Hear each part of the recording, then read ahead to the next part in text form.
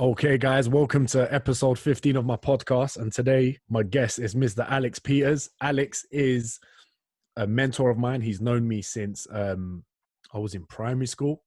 All my dance moves are from him. He's a UK popping champion.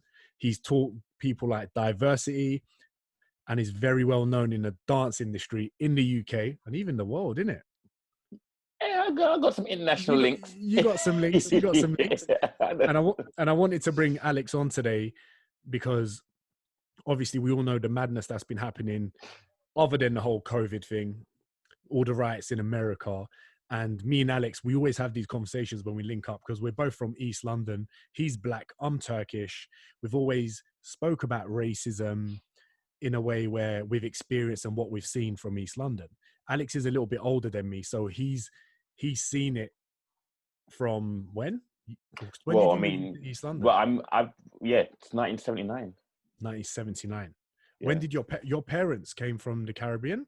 Yeah, they came from the Caribbean in the late 60s.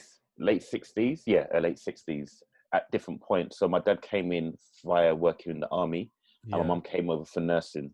But then my dad lived in different parts of East London, including Stoke Newington, Mile End, and some other places. But then we moved to Custom House in the mid 70s.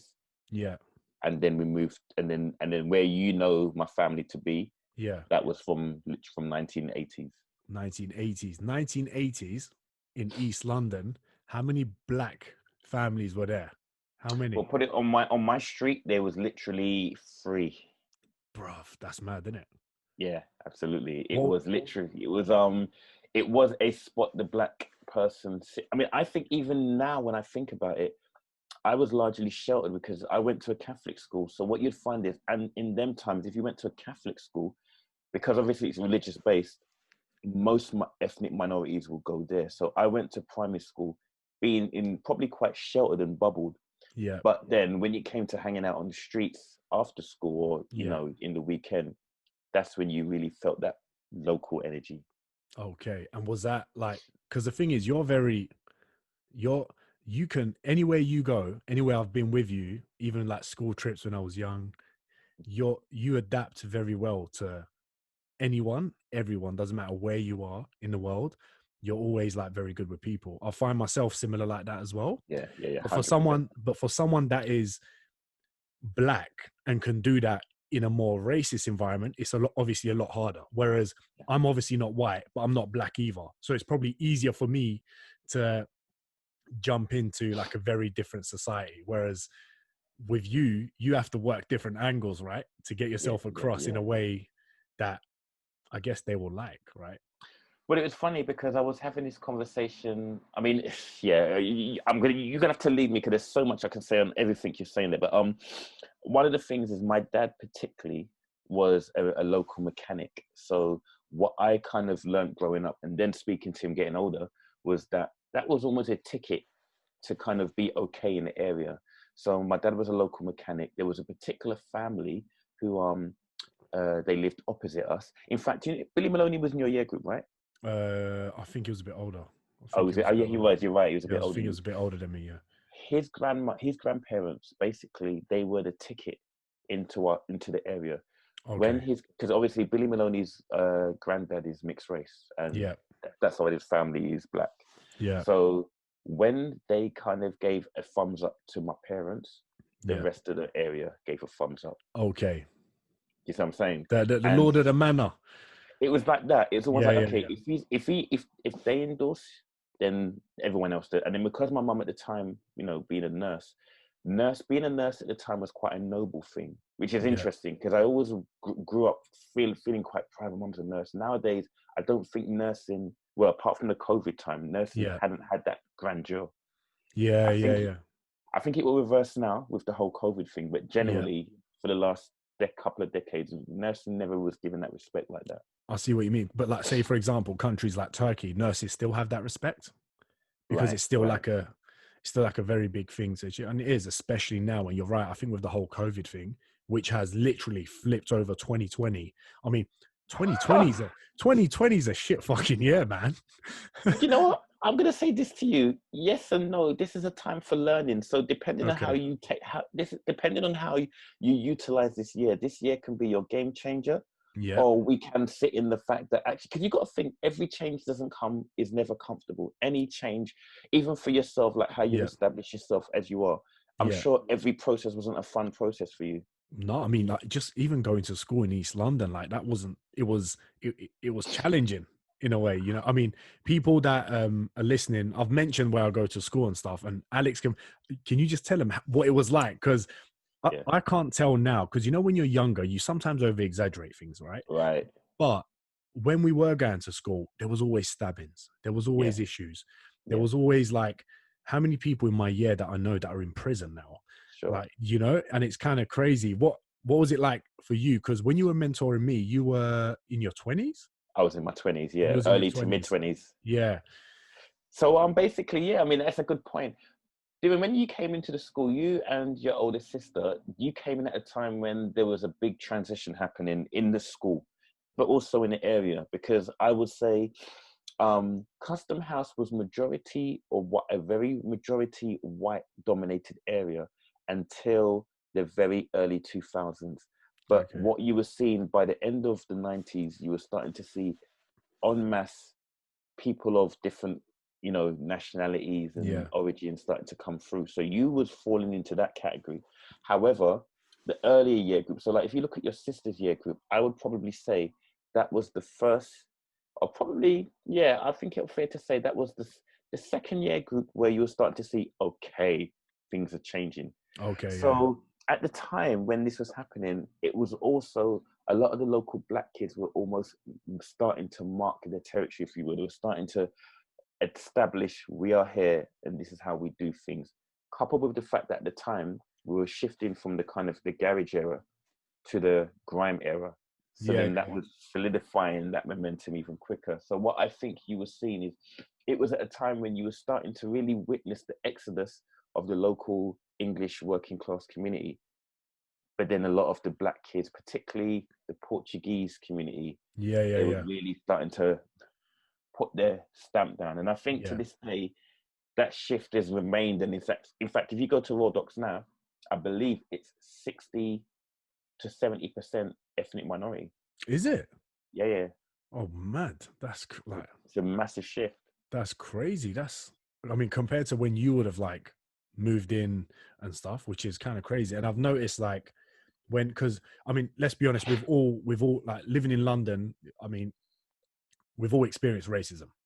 Do you know what I mean? Absolutely. I remember walking out, you know what, and this memory, like, is stuck in my head.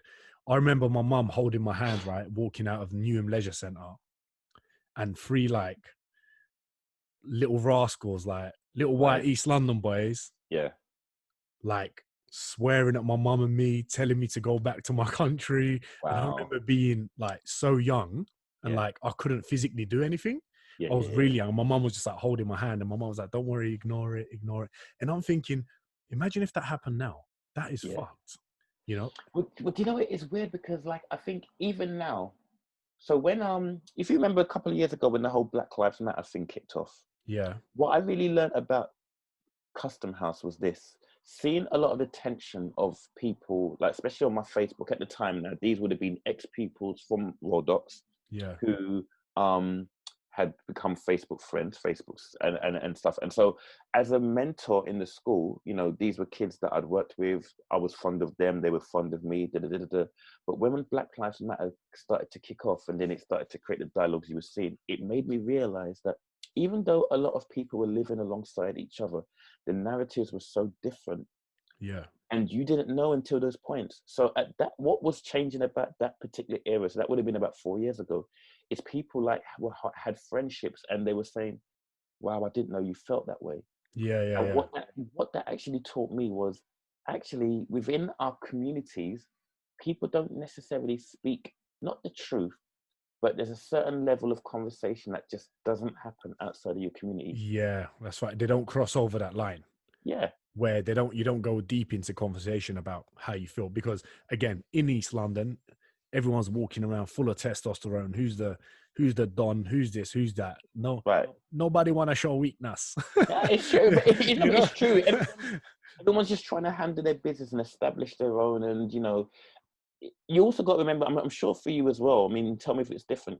You're listening to your parents' narratives because of what they've told when they've come to the country, what they've experienced. So they want to protect you. So for me, for example, my mum and dad always used to say to me, you have to work twice as hard as the white man, because the white man don't want to see you climb the ladder. Yeah. And obviously that was their truth coming into the country in the late 60s. However, as a kid, so I'm talking primary school, a lot of my friends are white. Yeah. So then I'm having to make sense of this. And then obviously my parents' friends come over and they're having their political discussions. Yeah. I'm thinking, okay, so this is the conversation, but this is my experience. Yeah. Okay, so it's such a conflict that as a kid, you have to work that out yourself. But you know what? Obviously, you're emotionally intelligent enough to pick up why your mum and dad have said that, because of from their experience and how they've suffered. But then you're going to school with your friend, where your friend doesn't actually see the difference in you because of your color or whatever, unless their parents are in their ear and talking smack at home, right? Yeah, go ahead. Yeah, which I think is quite common in East London, because some of the areas in Custom House and Freemasons and all those, when you get the old school East London English lot that I think don't fully understand yet. Yeah. And people, I don't even know if it's a matter of some people, if they're racist. I just think people just fear what they don't know. So therefore they're a bit defensive, and maybe sometimes when they say things, it comes across very racist when maybe they're not trying to be. Or the fact that the old school people, I feel like they can get away with it. But if you're new and you're in my generation, you have the ability to be educated, you live in London where it's so multicultural, there is no excuse to be racist in any way. Do you know what I mean? Yeah, well, do you know what I'll say? So this is where it gets fascinating, because in a sense you are right, but what this is the problem now, and this is particularly towards the working class English. What I realized is that they have struggled with identity for a long time. Okay. And so the problem is it's very difficult to engage in a conversation where you don't necessarily feel like you can bring anything to the table. So in the end, you're frustrated. So what I mean by that is this: if you look at the working class community, so in the 80s, the industry which a lot of the locals were involved in, that all came to an end when Margaret Thatcher just shut the docks down. Yeah. In fact, a lot of the industrial areas, so we're talking like factories and like, whether that's your Ford car plant and just around the country. Because again, with the work I'm doing, I've traveled around the country for a long time. Yeah. And the story's the same.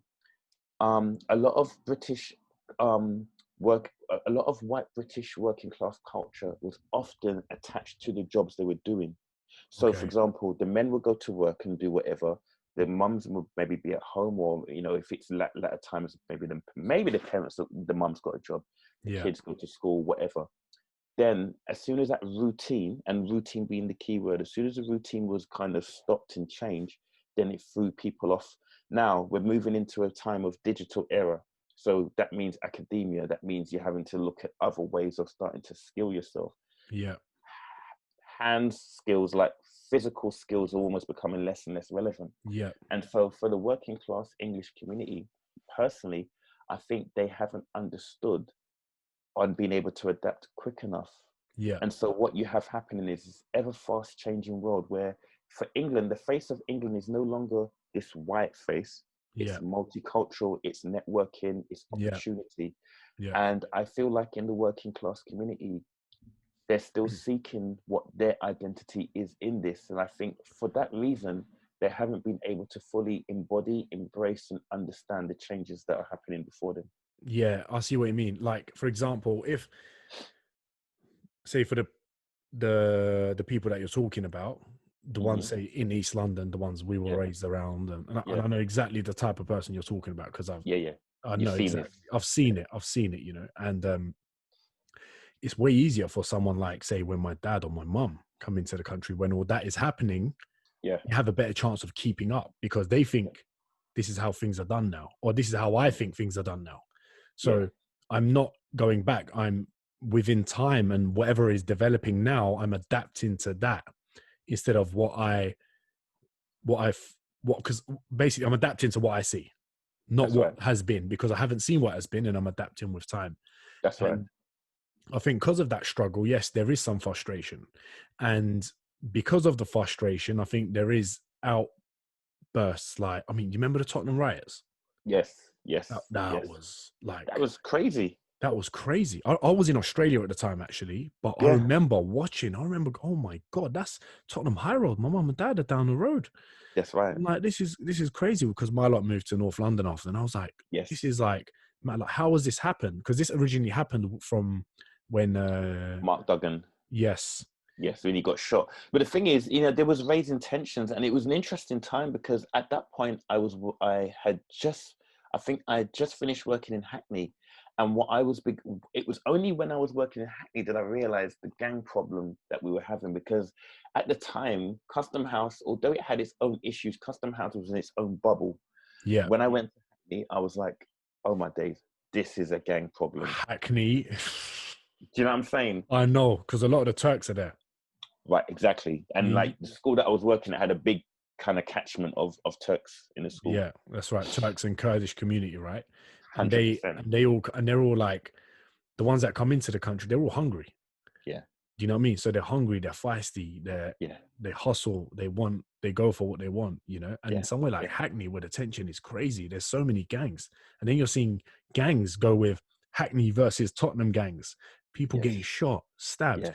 I went to my cousin rang me the other day and said, "Oh, Diren, there's been 4 stabbings in Edmonton in 5 days." I'm like, Jesus.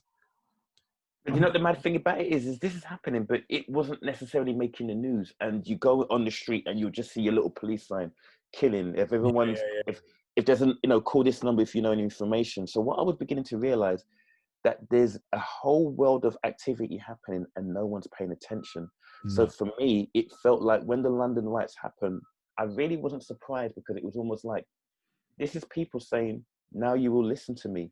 Because yeah, actually, like you say, I'm traveling in and out of Hackney and seeing every week, hearing of this stabbing, this killing, and it's not getting any attention. yeah, And so all of a sudden, the whole world's now watching. Do yeah. you know what I mean? So I wasn't surprised. Maybe it was I guess maybe the media didn't want to represent London as being that sort of place. But the truth is, when because I chat to a lot of people that travel, and Sure. a lot of people, especially where I'm living now, there's a lot of people where I was traveling, and they're like, "Oh, I'm from London." I'm like, "Cool, whereabouts?" They're Yeah. like, "Oh yeah, just Richmond," and I'm like, "Bruv, you're not in London." That's not like, it's a different London to what I'm used Yeah, to. yeah, yeah, And I think people don't see that. They're like, yeah, Oxford Street, this, London's great. And then you tell them, I'm like, oh, London's got that side as well. They're like, no way, yeah, where? I'm like, yeah, listen, you go to Hackney, Custom House, Brixton, yeah. all that. Although these places are now developing, like living in That's right. Hackney now, in Brixton now, is like, It's completely different. it's Yeah, you're completely right. different. It's twice the price to live there. And it's now the like Camden, Hackney, like the trendy, Yeah, that sort of place, which is up and coming. And yeah, even Dalston like yeah. that is like that now. And That's right. which is a good thing, But there was a lot of time in London where all that was mad. And yeah, go on, Carrie, what were you gonna say? No, I was just going to say that what I think part of the problem is it goes back to British culture, and I say this when I say this, what you tend to find and having conversations, especially listening to white Europeans who have moved into London and emigrated to London.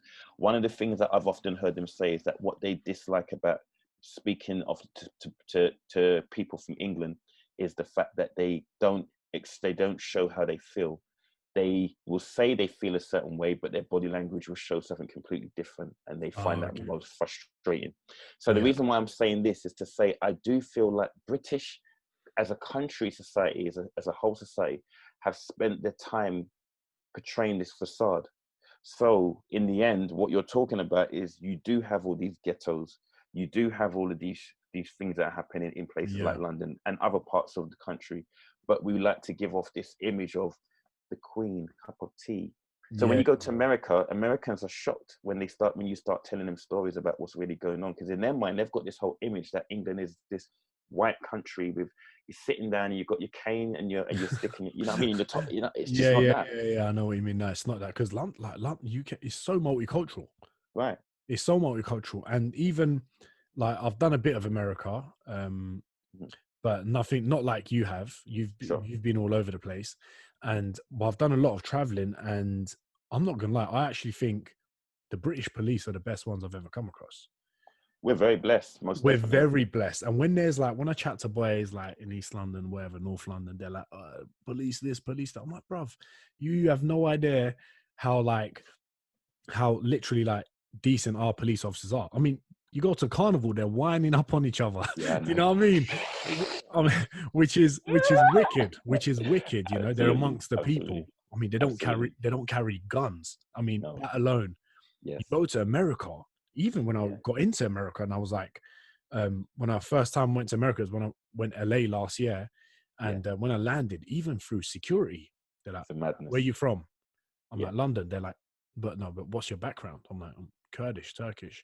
They're like, okay, when's the last time you went? Like, everything is so like, I'm like, Jesus Christ. Because if it was a British police officer, I would have been like, bruv, stop asking me dumb questions. What do you want? Yeah. And they would Yeah. have been cheeky with you, and you would have. Yeah. Yeah. But in America, I was like, bruv, if I say something stupid, they'll probably lock me up or send me back. Oh, 100%. You know, they're intense like that. They make you feel like, yeah, you feel suspicious, but even though you haven't even done anything. Yeah. You know what I mean? That's like when a police officer goes past, you ain't done nothing wrong, but you're like, oh, yeah, Yeah, bruv. you're getting nervous, it's insane, and yeah, America's a whole different ball game, if I'm honest. And yeah, you're right. As a police force, we really have we are blessed because we do and yes, there is issues, but I think the issues are slightly more nuanced here. And I think part of the problem here is the fact that as a society, we haven't really been allowed to have those conversations. So in Okay. the end, what happens is, so like I've got a few friends in the police force, and one of the things that they speak about from an establishment perspective is police feel like they're scared to make a move because whatever they do, the media are then going to hang them to dry and they can't Yeah. get anything right. Yeah. Coupled with the fact that within the communities, there is a strong mistrust. And many of those reasons is justified because in the past, police have done things passively unfair as Yeah. opposed to aggressively in the way that Americans do things. Yeah. But I think, you know, it means that because of that, we then take for granted the fact that, as you said, we do have a police system where you can stop and you can have a conversation, and you don't feel intimidated if your tourist friends want to come and take a picture with them. You know what I No, mean? not at all. Whereas, That's you know, right. if you go and do that in America, you know, I don't know, like even I, in Europe, some police officers is almost like, don't talk to me, family. I remember like approaching like a female officer in New York, yeah, just offered to ask something. I'm like, Hmm. because there was like they were putting barriers up in New York on one of the streets. And I was like, what's going on? Why is there so many police? So I walked up to one of them. I was like, officer, what's going on here? Is there something happening? She's like, what? What? I'm like giving me attitude. I'm like, oh, sorry, I'm just asking a question. Like, she's like, yeah, what do you want? I'm like, Jesus Christ. I said, don't Yeah, worry, see you later. yeah, I'm like, yeah, I yeah, don't need yeah, to know yeah. from you, you bitch. I didn't want Yeah, to. yeah, I yeah, didn't want yeah. to You don't say want to that say to that, her. yeah. I didn't want to say that, but I was like under my breath, fucking Yeah, bitch. yeah, yeah, yeah. I mean, this is the thing. And also coupled with the fact that in America they're very direct. So like they they don't mince their words. It's just they show you how they feel. And again, this is the big difference between America and Britain. Whereas we are about presentation and you know we formulate our words in such a way Yeah, to sound good and sound welcoming, and there's a benefit. But then the negative is not always giving you the honest picture about what's really going on or how yeah. you feel or where your head is at. Whereas America, it's almost like it's what you see is what you get. So once you understand that, you kind of, okay, I see what we're working with, and you kind of don't take it personal. But it Yeah, took me a long time to understand that. yeah. Because look at like the British Empire, boy. They're everywhere. They took over everything. Do Yeah, you know what I that's mean? right. So That's when you right. think about it, it's like the UK's the Don Yeah, when it yeah, comes to that yeah, sort of stuff. You know. So although things are probably like you said, when things are done, they're probably done in a more subtle, passive aggressive way, where it doesn't affect the people, which I kind of prefer more than what I'm seeing in America right now. Do you know what I mean? And like, I yeah, think it's important that people speak their mind and actually talk about the issues of what's happening within their communities, because, like you said, that it doesn't happen enough, and then it gets to a Sure. boiling point. It gets to a Yeah. boiling point, and then it just pops off. Yeah, sure. You know, and in America, like, did you see the video of George Floyd? I mean, Yeah, it was horrific. that was that like, I watched it once. I was like, I can't watch this again. This is like, Yeah, this is yeah. like a human being you're doing this to.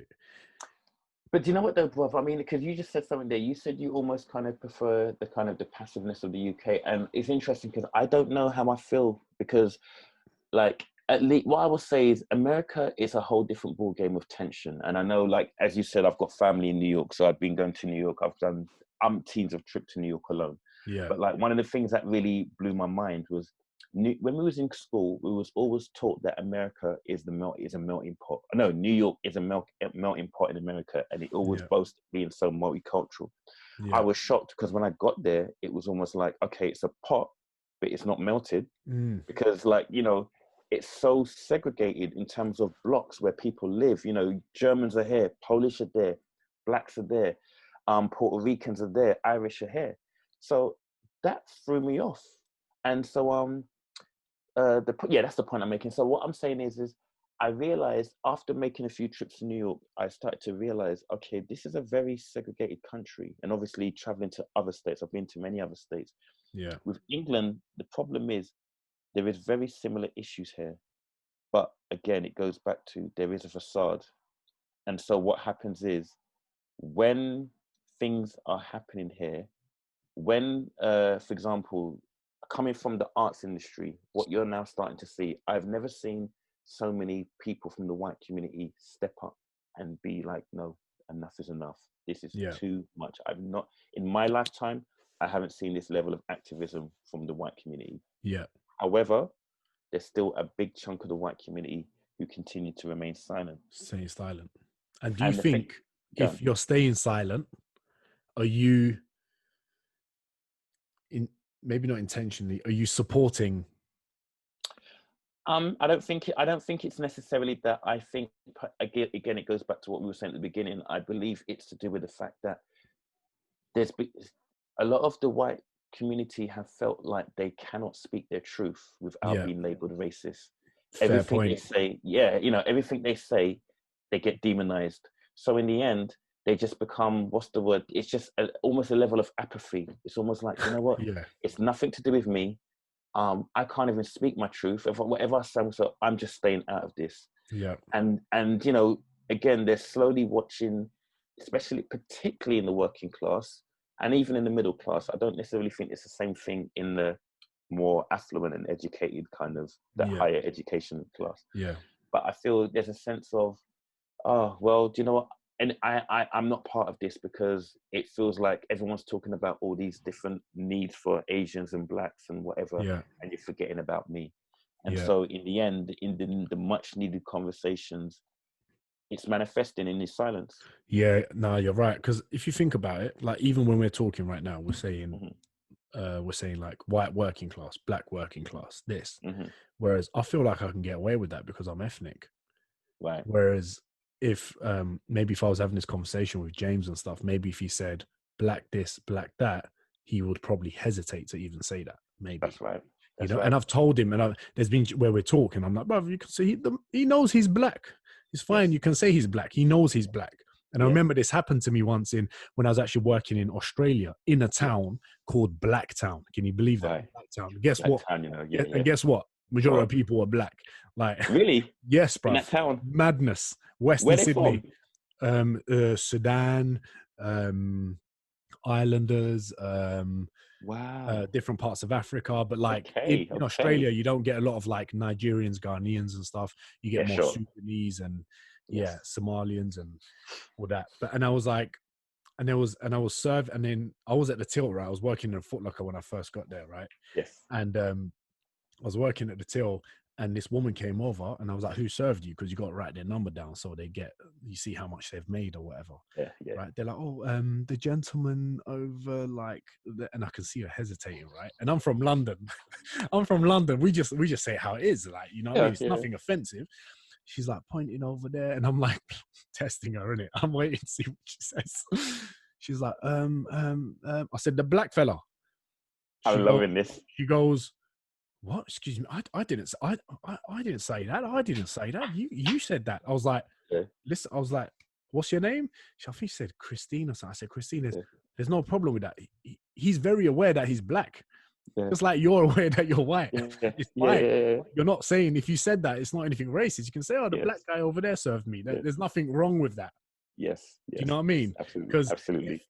it's another way of saying, oh, the tall guy with the blonde hair. Do you know what I That's mean? right. It's That's nothing right. offensive.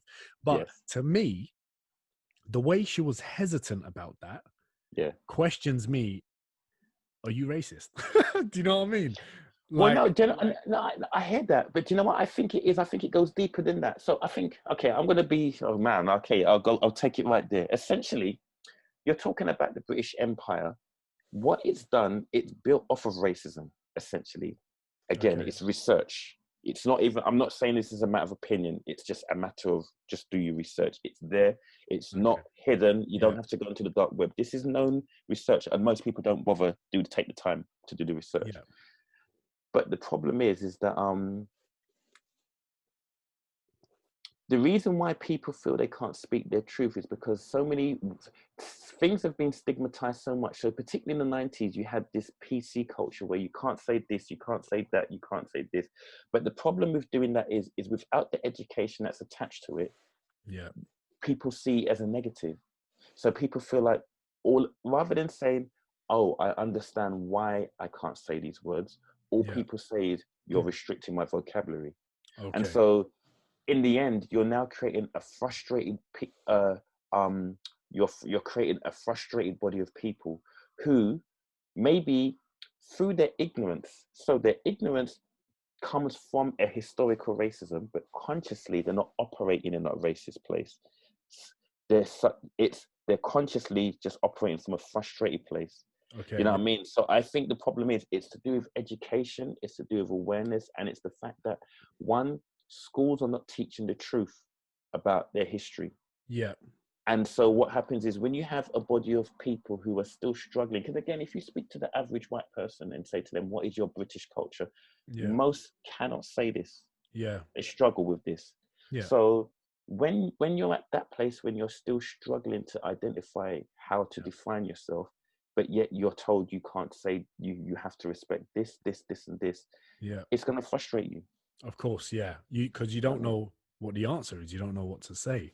So I see what you mean when it's frustrating. But you know what?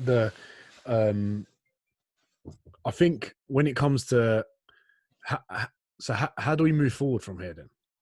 Yeah, sure. I mean, it's a great question. I think the first way, I mean, there is no answer. There is no one answer, because the problem is it's such a complicated issue. And before I do attempt to throw some things in there, what I will say is the reality is the reason, like, we're looking at America and we're seeing America as this chaotic place, but make no mistake, the same issues are happening in England in a much more subtle Quiet way. Yeah. Yes.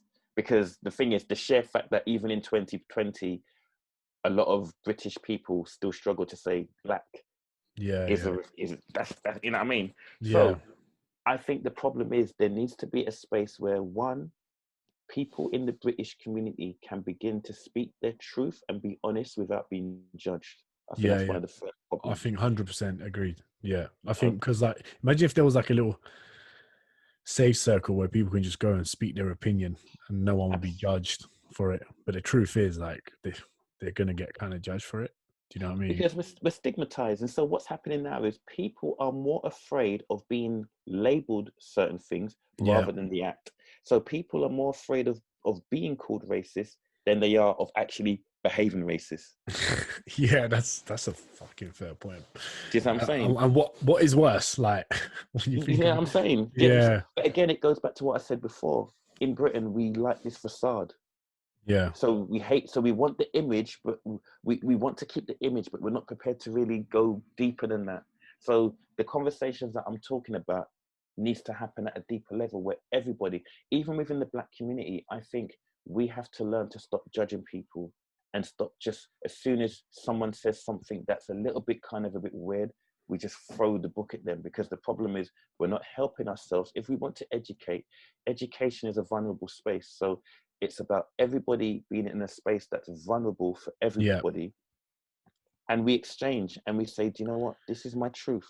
Yeah. This, you know what I mean? But then at the same time, when someone's getting things wrong, you're saying, do you know what? Okay, I get this. Actually, let's explore this. I think one of the issues is like, you know, when someone, if you say something to me, right, Alex, you say something to me, I ask myself why you're telling me that, why you're thinking like that before jumping the gun. Yeah. Right. I think, okay, Alex has said that.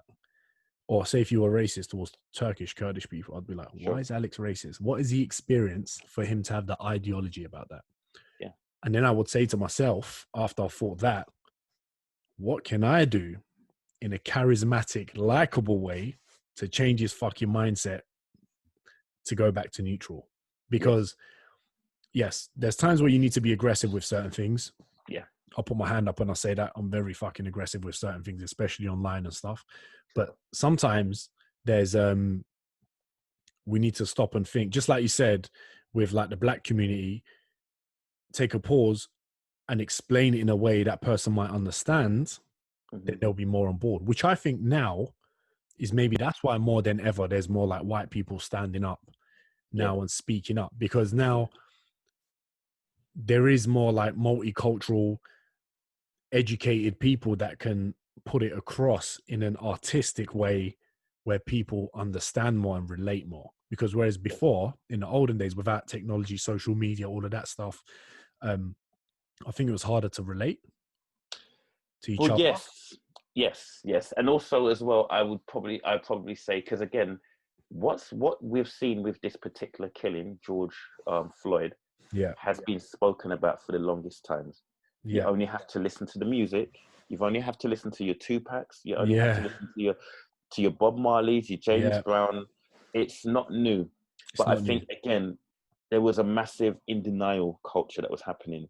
What social media has done is made it like without, and even then, bruv, there's still people who are still trying to rationalize this. So the denial culture is strong, and I get it, because again, when you're in denial about something, it's a fear. And I do feel within from my observations, and again, I speak, so I know some people listening might think, well, as a Black person, why could you speak the way you speak?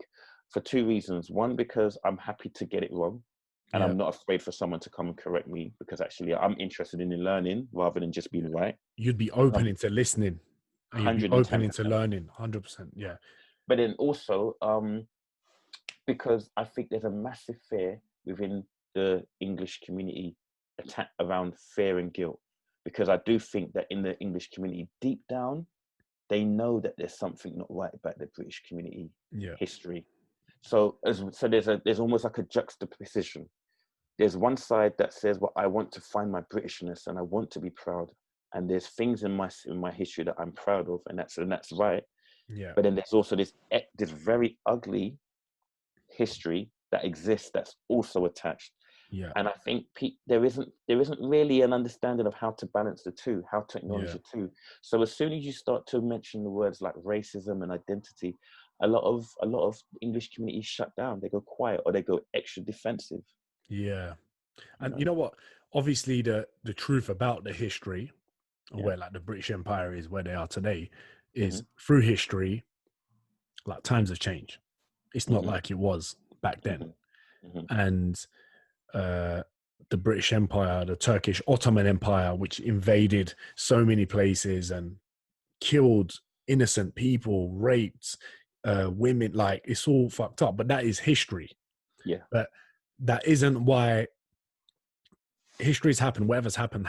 But I think people need to just concentrate on more of the present and what we can do, like moving forward as a community. Because no matter what happens now, we're also mixed up. I mean, who the hell is so white now? Like, obviously there is white people, but like, you go everywhere you go, you're mixing. You're mixing, you know what I mean? Like, I'm Turkish and I'm a Kurdish Turk, and I've never in my life had a Turkish girlfriend. Like, do you know what I mean? And that's not me. So I know for a fact I'm probably not going to end up with a Turkish or Kurdish girl. For the girls that are listening, I'm sorry, but feel free to slide in still. Man, just lock off into the... Feel free to slide in still, but I won't lie, I can't be dealing with your uncles, your aunties. I don't need no headache. My God, I can't believe a man just went there, just lock off a whole bunch of fans. Yeah. No. I'm still open. Yeah. Just I'm You're still still open. open. You're still open. Do it still open. Open. Slide into the DMs. I'm still But open. no, it's true, bro. It's true. I like blondes. I Yeah. like Swedish, the Dutch. You know, that's a Sweet, rabbit hole yeah. if we go in there. You know what I mean? And this so conversation just turned left. it's just left. Yeah. But like the point I'm trying to make is like we're all mixed. Yeah. You know what I mean? And if you look at like your ancestral data, background data or whatever, I'm sure you are something one way or another. But of you course. know, but even before EasyJet and Ryanair, people were traveling and moving around and stuff like that. Yeah, do you know what I mean? The thing is, Diren, I'm just really passionate about people having open and honest conversations. And you know what? I mean, I have heard the narrative, you know, things have happened in the past and we do need to move forward. But also what we do need to understand is people, for different people, the relationship with the history is very different. Within the Black community, we still have a very strong relationship with our history because we understand that the way that we are today is a direct link between what's happened. So I'm a fan of understanding and making sense and making peace with your history in order to move forward. Because again, if you're talking like, if I talk about myself, and this is a whole nother discussion, but growing up as a kid, I suffered with depression at various stages. And in order for me to understand that, I've had to go back and face certain uncomfortable truths. So I personally, I'm not a fan of the idea of just what happened, because what's happened is part of who we are today. It's the reason why when you talk to different people in different cultures and they start talking about pride, they celebrate days. They have your Independence Day, whether that's your St. George's Day or your D-Day. It's all history. It is, So I think there's something about not being afraid. When we're going to embrace history, we have to embrace all of it. But at the same time, we have to look at a way of how we can acknowledge what it is, not project it on other people, and just come to this place of conversation, whatever that looks like. There's no correct or wrong way to do it. It just needs to be that people need to be active listeners. I personally want to inspire people to become active listeners, to engage in conversations that makes you feel uncomfortable. Don't run away from it. Sit with it. Learn from it. Go through it and learn from it. Yeah, 100%. Because it's again, like even with this podcast, there's probably going to be a few people that are going to message me and go, "Doing, you're talking absolute shit." But they're going to be the people that are, number one, defensive, number two, actually fear to speak their opinion, you know, and most likely will be from a fake account, you know. You've had a few of those, right? Yeah, I've had loads. I have it all the time. I have it daily, like which is not a problem. And I just say, cool, just send a picture of your face in it. Like, not a problem. Do you know what I mean? I'll have a conversation with you if you can be real with me, because you know who I am, you know where I am. Yeah, so if you can do the same with me, then I'm happy to have a conversation. But like, and does it happen? Nah. Right. It happened once with Schmerble Life. Can't say that name. Okay. But then they ended up, one troll ended up having a conversation with me through their legit profile, and I spoke to them. They spoke to me and they understood my point of view, and then they made moves to defend what I was trying to defend. They were like, okay, we understand, we're going to try and do this. And I was like, cool, respect. Thank you, I appreciate that. Amazing. And I think there needs to be more people like you out there that are willing to listen to what other people have to say, you know, because let's be honest, there's a lot of sheep out there, right? Sure. You know, there's definitely people going to protest and don't even know why they're going to protest. 110%. You know, which I'm thinking, like, for example, there's all these people that I'm seeing doing posts about stand up for Black Lives Matter and stuff. And in my head, I'm thinking, bro, fam, you've never in your life have even acknowledged this. So stop doing it for social media. Yes, if you got a following, share it, whatever. I understand that. But is it really you? Are you really doing that? Instead, why don't you talk to someone about it and maybe learn more about the cultural differences and what's actually happening, instead of just doing a post? Because I can do a post and be like, okay, this, but I haven't done one yet because I don't feel the need to speak about it yet because I don't know what I'm going to say. And when I say something, it's going to be a valid point. Yeah. There Coming is from no you. point me just making a post and going, this is horrible, this is that, we need to do this. I'm not going to just say something for the sake of it or repost someone else's thing unless I have an opinion that I think can actually make a difference or make people think. Do you know what I mean? 100% there, and I endorse you with that. You know, it's got to come from a place of your honesty. And I mean, like for me, yesterday, like I've posted minimum. I've done a couple of stories which was giving people some ideas of how we can move forward in conversation. But I've been doing lots of interviews, and even yesterday, I did there's a school up north that I've been teaching dancing. The dance teacher came to me and said, let's look at how we can move forward. So we set up a Zoom meeting. We got a lot of the young people on Zoom, and I gave them a space for them to ask questions, because living up north, they're involved in street dance, which is it's a black culture. Yeah. So for a lot of the kids, they were like, well, we're confused. We don't know what's going on. Could someone explain? So we've done that. Okay. I've got some friends from Midlands. They got their mates together and we sat down, we did an Instagram group chat and we discussed. So for me, it's about, I'm hoping more than just posting. I mean, posting is one way and it can create some awareness and spark conversation. But my whole thing is this: conversations. And you know, even some of your listeners, if there's anybody that feels like they've always wanted to ask certain questions and they want somebody that they feel that would answer them non-judgmentally, I'm happy for someone to hit me up and just ask me a question and just say, You know what you should do Mm-hmm. on your Instagram? Mm-hmm. You know the questions. Yes. You should do your questions, right? And leave it as anonymous. And you're not going to put out the people that say the name, and let them ask whatever they want to ask. And then you can answer it on your story and they can be anonymous, because a lot of people like a little confessions thing. Do you know what I mean? Like, ask me anything you want about race, black culture that you don't know, and they'll answer it all for you. And then when you say it on your story, people are not going to see their names, because I think people, they're embarrassed that they don't know. Do you know what I mean? Yeah. They're embarrassed of what they don't know. So they're kind of That's like, right. and I even see this in conversation when I am around people and I open up a certain topic and people kind of wear off because I know they don't know what I'm talking about, Right. don't know how it feels, and they don't know how to deal with the conversation. And they're too embarrassed to talk about it, because they're too embarrassed to ask me and go, oh, Diren, I didn't actually know that. Can you tell me a bit about it? Because That's right. they're going to look stupid now in front of other people. That's what they think. That's right. Whereas actually, when you're avoiding that is the stupid thing.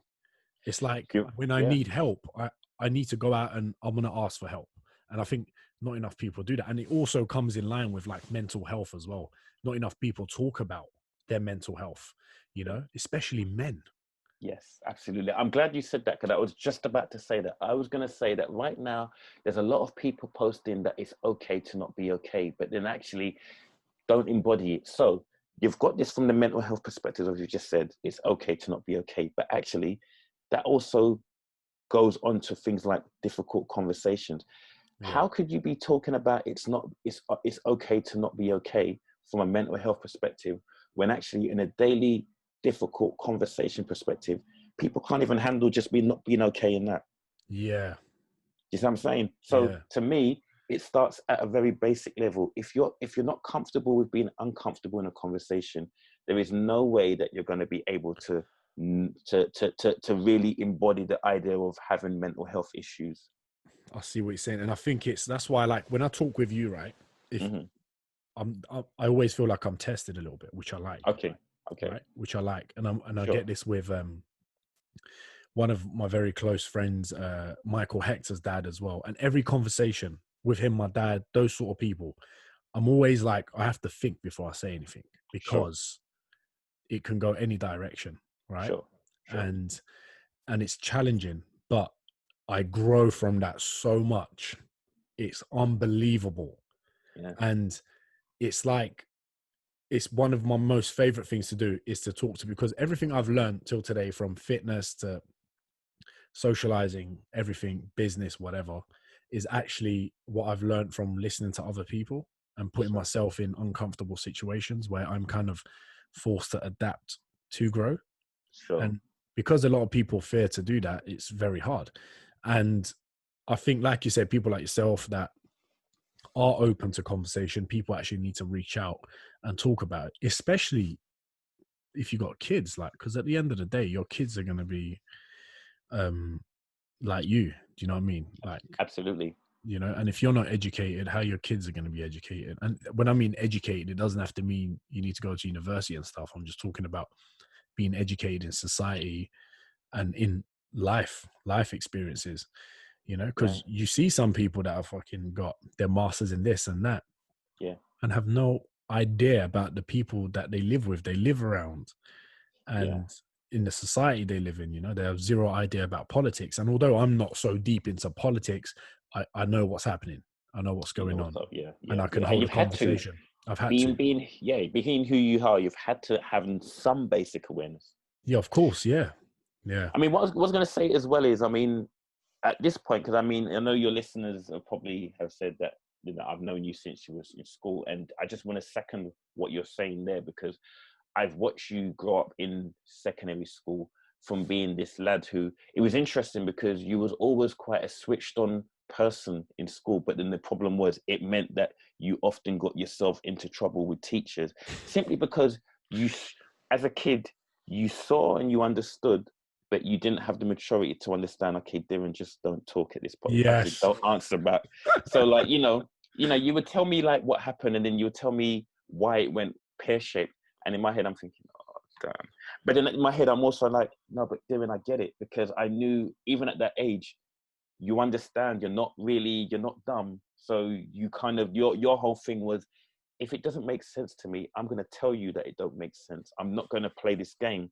But obviously that takes a maturity. So what's really beautiful about hearing what you're saying now is, as you've gotten older, you've taken those skills, that kind of boldness that you've always had, that maybe in school got you into trouble, but you've used it now to your advantage, and you're making it work for you. And I think this is something that's really beautiful, that I think, you need to hear that.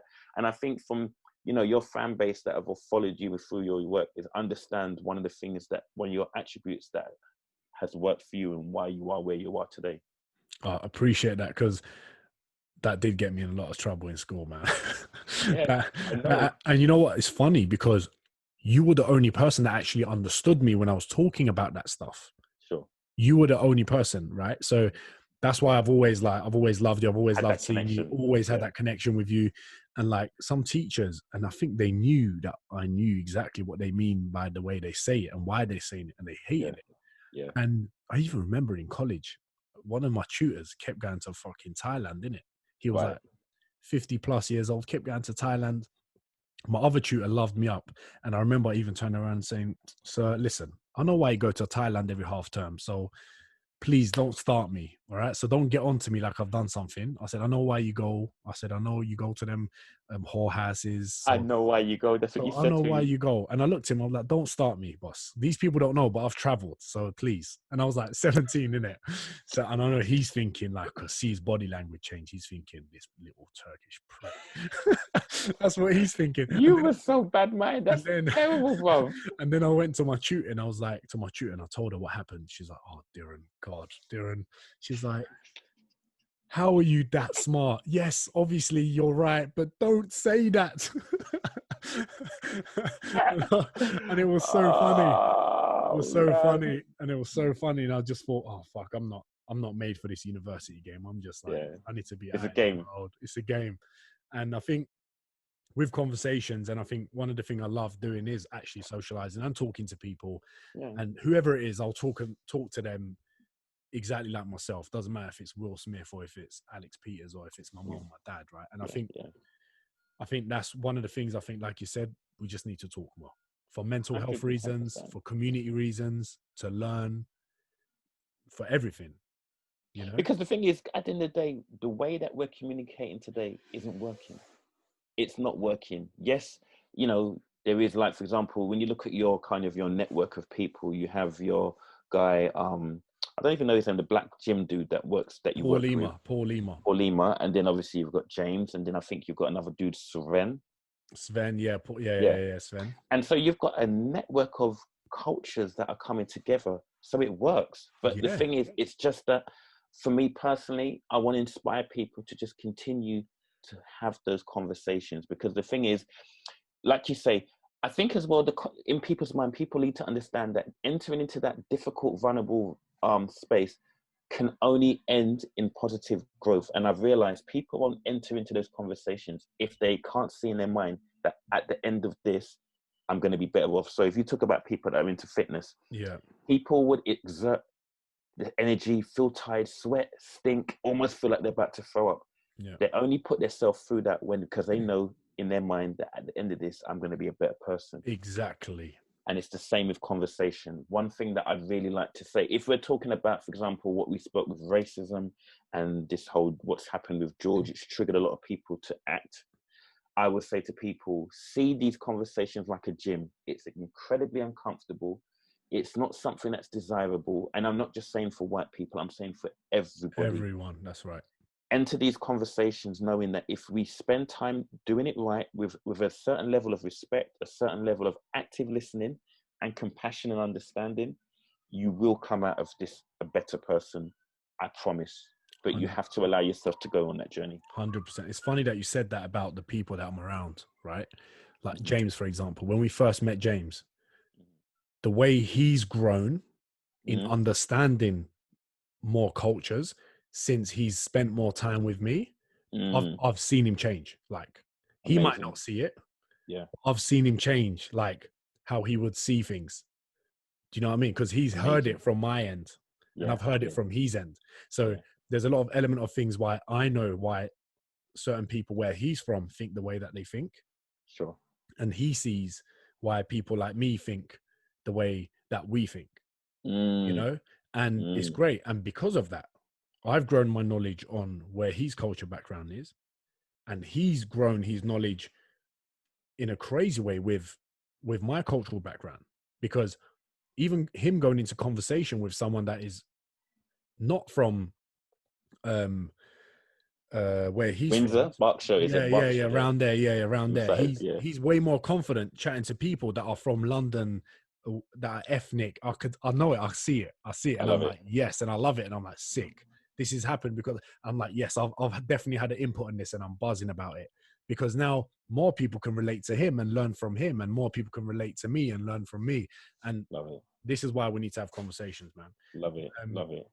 Is there anything else you'd like to add on, Alex? Do you know what? I'll just say I cannot stress any further conversation. I cannot stress the power of conversation. And you know what? I always say, the more, and if there's one more thing I would throw, the more that you can engage with others, the more, no, should I say, if you want to learn how to engage with others, you have to understand yourself first and foremost. Because the reason why I say that is because the more you know about yourself, the more you can begin to understand other people. Because again, even when I talk about racism and having those conversations, that's just one example. But I've learned that I wouldn't ask other people to do something that I'm not committed to do myself. So, for example, if I'm talking to a white person about racism, and maybe I'm saying something that might challenge their whole perception of their own identity, I have to decide if I'm going to engage in this conversation. If someone wants to do the same thing to me, am I prepared to go there? Yeah. If I'm not, then it's not fair. Okay. So I have to know myself as well as the more I know myself is the more I can begin to relate to other people. Nice. That's a nice way to finish it. Can you also tell people where they can find you? Absolutely. You can find me in the, I was going to do the 50 Cent thing now. Basically, find me in the club. Basically you can hit me on Instagram at Alex_Mechanikool. Mechanical is spelled MECHANIKOOL. So Alex_Mechanicool. Hit me up on the IG, or if you've got, or you want to hit me up on my email, mechanicool@gmail.com. There you go. If you want to find Alex Peters, aka Mechanicool, aka Black Boris. Hey, come on now. Black Boris. And also, actually, Diren, not to say real quickly, if any of your fitness people are into dancing, to popping, they've seen you doing what you're doing and busting them moves, they can hit me up for that as well. I mean, I teach popping, especially with COVID. I teach popping online, so I've got online classes. You know, if you're one of those people that have seen those cool moves, always wanted to learn but don't know where to turn, Alex is the man. That's why I learned the skill. So if you guys want to try something different, 100%, go check out Alex's classes. Go do one, and if not, me and him are gonna have to do one together, and we'll all do it together one day. We've been saying that for a minute. We need to let them guys know the levels. I need to let the Neville's, the Fresno, and that pop it left, right, and center. All right, guys. Thank you for tuning in. Make sure you subscribe, share with your family and friends. Peace and love, and I'll catch you guys next time. Peace.